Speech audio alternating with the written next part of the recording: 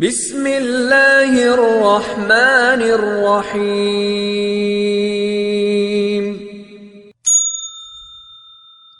الحمدللہ رب العالمین، الصلاة والسلام علی رسول الامین والعاقبۃ للمتقین، اما بعد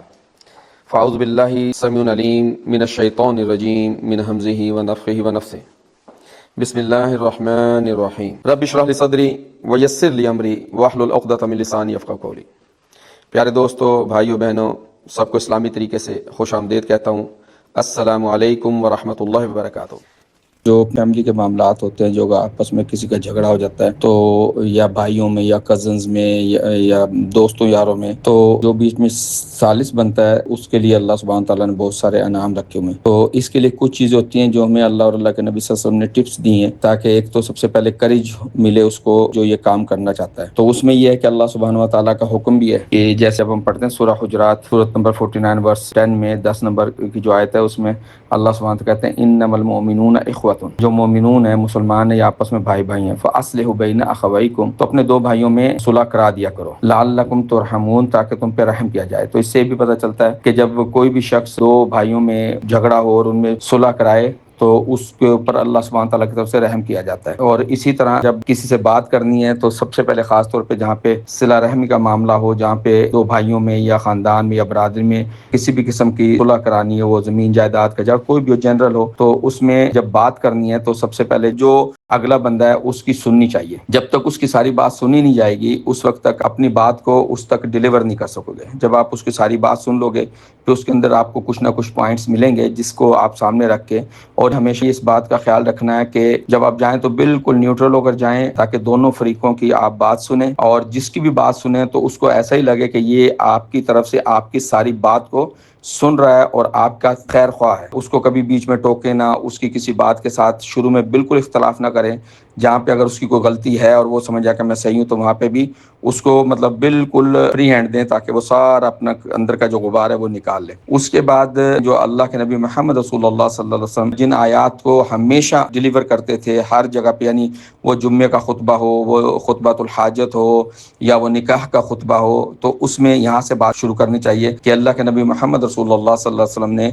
جب بھی کوئی خطبہ دیا تو وہاں پہ کچھ آیات ہیں جن کو بار بار دہرایا، اور ان میں سے ایک آیت ہے سورہ نساء سورۃ نمبر 4 آیت نمبر 1، یا ایھا الناس اتقوا ربکم الذی خلقکم من نفس واحدہ، اے لوگو اس رب سے ڈرو، اس کا تقوی اختیار کرو جس نے تمہیں ایک نفس سے پیدا کیا، وخلق منھا زوجھا، اور پھر اس سے اس کی بیوی بنائی۔ تو یہاں سے میں پتہ چلتا ہے کہ اس آیت میں جو سب سے بڑی جو ہمیں پیغام مل رہا ہے کہ ہم ایک آدم کی لڑی سے ہیں، یعنی ہمارا تعلق انہی ہی رشتے کا ہے۔ تو پھر بعد میں جا کے قبیلے وغیرہ بنے، تو جب ہم اس بات کو اس طریقے سے اگلے کو سمجھائیں گے کہ یہ سب سے پہلے ہمیں پتہ ہونا چاہیے کہ اللہ سبحانہ تعالیٰ نے ہمیں ایک آدم سے پیدا کیا، ان سے ان کی بیوی کو پیدا کیا، ان سے پھر بہت سے مرد اور عورتوں کو پھیلایا۔ پھر اللہ سبحانہ تعالیٰ کہتے ہیں واتقوا اللہ الذی تساءلون بہ والارحام، تو اس اللہ سے ڈرو جس کے نام پر تم ایک دوسرے سے سوال کرتے ہو، مانگتے ہو۔ وہ سوال جو نا اکنامک سپورٹ کا بھی ہو سکتا ہے، وہ رشتہ داریوں کا بھی ہو سکتا ہے۔ تو اس اللہ کا تقوی اختیار کرو جس کے نام پر تم مانگتے ہو، والارحام، اور خونی رشتوں کا خیال کرو۔ پھر جب خونی رشتوں کا خیال کرو تو پھر اس میں ہر بندے کو پتا ہے کہ ہمارے خاندان برادری میں کس وجہ سے خونی رشتوں کے اندر دراریں پڑ رہی ہیں۔ سب سے پہلے جو اسٹیپ اول ہے اس میں ہے ماں باپ، بہن بھائی، اسی طرح چاچا، پھپھی، خالہ، ماموں، یہ لوگ خونی رشتے ہیں۔ تو اللہ سبحانہ کہہ رہے ہیں کہ ان کا خیال کرو۔ یہ اللہ کے نبی محمد صلی اللہ علیہ وسلم نے اللہ کے اس پیغام کو ہم تک اس طریقے سے پہنچایا۔ پھر محمد رسول اللہ صلی اللہ علیہ وسلم نے اس میں جو مزید اضافہ کر کے بتایا تاکہ ہم لوگ چوکنا ہو جائیں۔ صحیح بخاری کی حدیث ہے، محمد صلی اللہ علیہ وسلم نے فرمایا الرحم یعلق بالعرش، کہ جو ناتا ہے، مطلب ہر قسم کا ناتا جو ہے نا، جو جتنے بھی ناتے ہیں، ان سب کو بھی علماء نے کہا کہ ان سب کا بھی، ورنہ ناتا یعنی جو بھی خونی رشتہ ہے، یہ معلق، کہ یہ مطلب لٹکا ہوا ہے، چمٹا ہوا بالعرش، عرش کے ساتھ۔ اور وہاں پہ کیا کہہ رہا ہے تقول، اور یہ کہتا ہے، یعنی لگاتار وہ یہ بات کہہ رہا ہے من وصلنی وصلہ اللہ، جو مجھے جوڑے اللہ اس کو جوڑے، یعنی دعا کے اس میں بھی آ جاتا ہے۔ ومن قطعنی قطعہ اللہ، اور جو مجھ سے ناتا توڑے، یعنی جو مجھے توڑنے کی کوشش کرے تو اللہ اس کو توڑ دے۔ تو یہ مطلب عرش سے زیادہ قریب تو اللہ کے اور کوئی جو ہمیں چیز نظر آتی نہیں۔ تو یہاں پہ جو ناتا ہے، جو رشتہ داری ہے، وہ اللہ سبحانہ تعالیٰ سے بار بار یہ بات لگاتار کہہ رہی ہے کہ یا اللہ جو مجھے جوڑے تو اس کو جوڑ دے، اور جو مجھے توڑے تو اس کو توڑ دے۔ تو یہ باتیں جب ڈیلیور کریں گے، اور یہ ہمیشہ خیال رکھنا کہ پہلے اس بندے سے پورا سن لینا، آپ کا آدھا گھنٹہ لگے، گھنٹہ لگے، تاکہ وہ بالکل اپنے آپ کو ہلکا محسوس کر کے آپ کی باتوں کے اوپر توجہ دے۔ اس کے بعد جو اس سے اگلی بات کرنی ہے کہ اگر تو ہم مسلمان ہیں تو پھر ہمیں یہ اس بات کا خیال رکھنا چاہیے، جیسے اللہ سبحانہ و تعالیٰ نے سورہ احزاب سورت نمبر 33 آیت نمبر 36 میں اللہ سبحانہ وتعالیٰ کہتے ہیں وَمَا كَانَ لِمُؤْمِنٍ وَلَا مُؤْمِنَةٍ إِذَا قَضَى اللَّهُ وَرَسُولُهُ أَمْرًا أَن يَكُونَ لَهُمُ الْخِيَرَةُ مِنْ أَمْرِهِمْ وَمَن يَعْصِ اللَّهَ وَرَسُولَهُ فَقَدْ ضَلَّ ضَلَالًا مُبِينًا۔ اس کا کیا مطلب ہے کہ کسی مومن مرد اور مومن عورت کو اپنے معاملات میں کوئی اختیار نہیں رہتا جب اس کے پاس اللہ یا اللہ کے رسول کا حکم آ جائے، اور جو اللہ اور اللہ کے رسول کی نافرمانی کرے گا وہ بہت بڑی گمراہی میں پڑ گیا، وہ بہت بڑی گمراہی میں پڑ گیا۔ جب آپ نے بات کہہ دی، اس کے بعد اب آپ نے ٹو دی پوائنٹ جو نا اس پوائنٹ کے اوپر آنا ہے، جو پوائنٹ آپ ڈیلیور کرنا چاہتے ہیں۔ اس پوائنٹ کو ڈیلیور کرتے ہوئے پھر آپ نے جو آیت جو لے کے آنی ہے وہ ہے سورہ نساء سورت نمبر 4 ہے اور آیت نمبر 59 ہے۔ اس میں اللہ سبحانہ وتعالیٰ کہتے ہیں یا ایھا الذین آمنوا، اے ایمان والو، کہ اگر تمہارے درمیان کسی بھی قسم کا کوئی تنازع پڑ جائے تو اس کو لوٹاؤ اللہ اور اللہ کے رسول کی طرف۔ آیت لمبی ہے لیکن میں نے جیسے پہلے کہا تھا نا کہ مطلب ٹو دی پوائنٹ رہنا ہے تاکہ بات بہت زیادہ لمبی نہ ہو اور ٹو دی پوائنٹ رہے، ورنہ پوری آیت سے یا ایھا الذین آمنوا اطیعوا اللہ واطیعوا الرسول واولی الامر منکم، اے ایمان والو اللہ کی اطاعت کرو، اللہ کے رسول کی اطاعت کرو، اولی الامر منکم۔ اب یہاں پہ اولی الامر جو ہے نا وہ آپ نے سارے تراجم نہیں رکھنے، اولی الامر منکم یعنی اپنے بڑوں کو بھی، ان کی بھی اطاعت کرو، ماں باپ ہیں، بڑا بھائی ہے، دادا دادی ہیں، جو بھی ہیں یہ سب اولی الامر میں آئیں گے، ٹھیک ہے؟ تو ان کی بھی اطاعت کرو۔ فَإِن تَنَازَعْتُمْ فِي شَيْءٍ فَرُدُّوهُ إِلَى اللَّهِ وَرَسُولِهِ، اگر تمہارے درمیان آپس میں کسی قسم کا کوئی تنازع آ جائے تو پھر آپ نے اولی الامر کی طرف نہیں جانا، تو اس کو کدھر لوٹانا ہے؟ صرف اللہ اور اللہ کے رسول کی طرف۔ پھر اولی الامر کے لیے اللہ سبحانہ تعالیٰ نے گنجائش نہیں رکھی جب تنازع آ جائے۔ تو اس لیے یہ جو ایک دائی ہے اس کو بھی اس بات کو سمجھنا چاہیے جو صلح کرانے کے لیے بیٹھا ہے کہ جب ایسا کوئی تنازع آ جائے تو پھر اولی الامر کو تھوڑی دیر کے لیے باہر کر کے کہ اب ہم جو نا معاملہ ہم لے کے آئیں گے اللہ اور اللہ کے رسول کی طرف۔ پھر جب اللہ اور اللہ کے رسول کی طرف لے کے آئیں گے، جیسے ابھی بہت ساری فیملیز ایسی ہیں جن کے معاملات آتے ہیں تو اس میں زیادہ تر یہ ہوتا ہے جی شاید یہ جو نا لڑکی باہر سے آئی ہے تو اس نے جو نا اپنے شوہر کو بھڑکایا اور شوہر جو نا ان بھائیوں کے ساتھ اس کا نہیں بن رہا، یہ نہیں بن رہا۔ ہمیں ابھی ہم نے اس کا تو پوائنٹ دیکھا نہیں۔ سب سے پہلے جان لیں کہ جو عورت کا سب سے بڑا حق ہے وہ یہ ہے کہ اس کو ایک علیحدہ مکان چاہیے۔ جوائنٹ فیملی اسلام کے اندر یہ ایک زہر ہے، یہ ایک زہر ہے جس نے گھروں کو تباہ کیا ہوا ہے، جس نے گھروں کو تباہ کیا ہوا ہے۔ تو یہاں پہ کہتا ہے جی ہمارے باپ دادا جو اکٹھے رہتے آئے، اس طرح ہوتا ہے، اس طرح یہ جو اکٹھے رہتے آئے ہیں اس کا آج جو ثمر جو پھل ہمیں مل رہا ہے وہ ہم دیکھ رہے ہیں کہ آنے والی جو اولادیں ہیں ان کے اندر کس طریقے سے جھگڑے پڑتے ہیں۔ اس لیے سب سے پہلے اس کو مائنڈ میں رکھنا ہے کہ اگر یہ آئے کہ جی عورت نے جو نا بھائی کو بھائیوں سے علیحدہ کرایا ہے تو یہ عورت کا حق ہے کوئی علیحدہ مکان لے۔ ذمہ داری مرد کے اوپر ہے، ذمہ داری مرد کے اوپر ہے کہ وہ اپنی بیوی کے لیے علیحدہ مکان کا بندوبست کرے، اور اپنے رشتہ داروں کو جیسے خیال کرتا ہے ایسے ہی بیوی کو بھی بالکل فری ہینڈ دے کے وہ اپنے جو خونی رشتے ہیں ان کے ساتھ رشتہ صحیح طریقے سے نبھائے۔ جب یہ ساری باتیں ہو گئیں کہ جب بھی کوئی تنازع ہوگا تو اللہ اور اللہ کے رسول کی طرف لے کے جایا جائے گا، کوئی بھی بات ہوگی اس میں اللہ اور اللہ کے رسول صلی اللہ علیہ وسلم کو مقدم رکھ کے ان کو اصل میں ہم نے ثالث بنانا ہے، پھر جا کے جو نا ہمارے معاملات طے ہوں گے۔ پھر کچھ جگہیں جہاں پہ اللہ کے نبی محمد صلی اللہ علیہ وسلم نے ہمیں تھوڑا بہت جھوٹ بولنے کی بھی جو رخصت دی ہے، اس میں سے ایک یہ ہے کہ جب دو بھائیوں میں صلح کراؤ تو ایسا نہ ہو کہ بہت زیادہ جی میں تو بالکل سیدھی بات کرتا ہوں تو جو ادھر سے بات لی اٹھائی اور ادھر کر دی، اور جو ادھر سے بات لی، کچھ چیز ہوتی ہیں ان کو چھپانا ہوتا ہے، کیونکہ جب دو بھائیوں میں جھگڑا ہوتا ہے تو ایک بھائی تھوڑا غصے میں بھی ہے، اس نے کچھ اگر بول دیا ہے، ایسی نازیبہ بات کر دی ہے تو اس کو تھوڑی دیر کے لیے چھپا لے اپنے، کیونکہ جو بھی بندہ ثالث ہوگا اس کو جاننا چاہیے کہ اس کے پاس اب دو خاندانوں کی یا دو بھائیوں کی امانتیں آ رہی ہیں، وہ اپنا اندر کھول کے اس کے سامنے رکھ رہے ہیں، اس کے اوپر پردہ ڈالنا یہ اس بندے کا کام ہے۔ اور اللہ کے نبی صلی اللہ علیہ وسلم کی حدیث ہے کہ جو اپنے بھائی کا کوئی عیب چھپائے گا اس دنیا میں، اللہ اس کے عیبوں پہ پردہ ڈال دے گا قیامت کے دن۔ ان ساری باتوں کو رکھیں گے اور اخلاص پیدا ہوگا تو انشاءاللہ تعالیٰ ان کے معاملات حل ہو جائیں گے۔ تو مجھے امید ہے کہ انشاءاللہ تعالیٰ جو اصل پوائنٹس ہیں وہ مطلب جو دو جھگڑا کرنے والوں کے اندر صلح کرائی جا سکتی ہے اس میں یہ اللہ اور اللہ کے رسول صلی اللہ علیہ وسلم جو ہمیں ٹپس دی ہیں یہ بہت ضروری ہے۔ پھر دوسری طرف ہم دیکھتے ہیں کہ بعض اوقات جو نا مطلب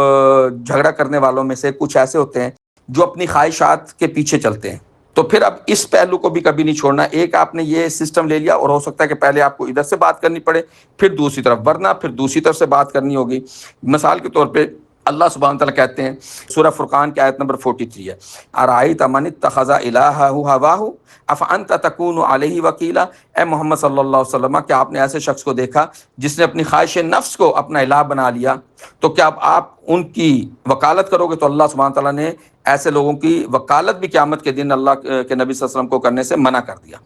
تو زیادہ تر جھگڑے کیوں ہوتے ہیں کہ بندہ کہتا ہے بس جو میں کہہ رہا ہوں وہ صحیح ہے، تو اپنے خواہش نفس کو الہ بنانا یعنی اپنے نفس کی بات ماننا، یہ بھی شرک ہے اللہ سبحانہ تعالیٰ کے ساتھ۔ یہ چل رہی ہے مشرک مکہ کی طرف سے، لیکن ہر آیت کا یہ نہیں تو جس کا شان نزول کیا ہے، ورنہ پھر ایسا لگے گا جی میرے لیے کیا ہے، میرے لیے کون سی آیت اتری ہے، یہ تو کسی ابو جہل کے لیے اتری ہے، یہ تو ابو سفیان کے لیے اتری ہے، یا عمر رضی اللہ عنہ کے،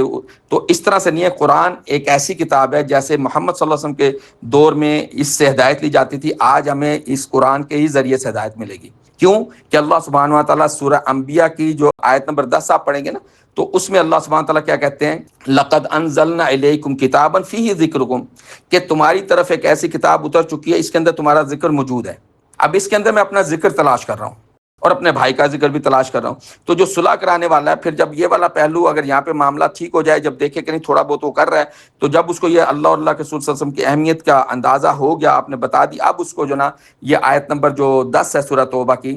لا یرقبون، کہ یہ خیال نہیں رکھتے، فی المؤمن، کسی مومن کے بارے میں اس بات کا خیال نہیں رکھتے، الن ولا ذمۃ، نہ ہی مومن کے ساتھ جو قرابت داری ہے اس کا خیال رکھتے ہیں، نہ ہی اپنی ذمہ داری کو سمجھتے ہیں۔ اور یہی لوگ ہیں جو حد سے تجاوز کر رہے ہیں، مطلب ایسا جھگڑا ہو جاتا ہے کہ جس میں ایک بھائی جو نا بڑا اچھل کے آ رہا ہے یا جو بڑا گرمی سے کر رہا ہے، تو اس کے اوپر پھر یہ آئے تو آپ نے اس طریقے سے، کیونکہ آپ نے ایک ماحول بنانا ہے، ایک ماحول بنانا ہے، پھر اس کو بتانا ہے کہ اللہ سبحانہ تعالیٰ کہتے ہیں لا یرقبون فی المؤمن، کہ یہ مومن کے بارے میں اس بات کا لحاظ ہی نہیں رکھتے، کس بات کا، الن ولا ذمۃ، کہ نہ ہی قرابت داری کا خیال کرتے ہیں اور نہ ہی اپنے ذمہ داری کو دیکھتے ہیں۔ ہماری ذمہ داری اللہ سبحانہ تعالیٰ نے کیا رکھی ہے؟ ہماری ذمہ داری یہ رکھی ہے کہ ہم آپس میں ایک دوسرے کے ساتھ صلہ رحمی کریں، ایک دوسرے کے حقوق کا خیال رکھیں۔ اور اللہ کے نبی محمد صلی اللہ علیہ وسلم کی حدیث ہے کہ جس نے حق پر ہوتے ہوئے بھی جھگڑا چھوڑ دیا